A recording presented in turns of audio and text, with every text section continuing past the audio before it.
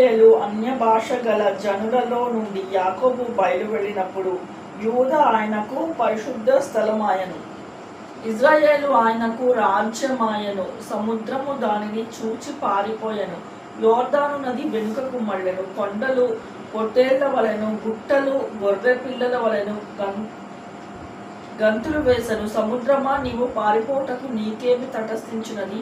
యోర్దాను, నీవు వెనుకకు మలుటకు నీకేమి తటస్థించినది? కొండలారా, మీరు పొట్టేళ్ల వలెను, గుట్టలారా, మీరు గొర్రె పిల్లల వలెను గంతులు వేయుటకు మీకేమి సంభవించినది? భూమి ప్రభువు సన్నిధిని, యాకోబు దేవుని సన్నిధిని వణుకుము.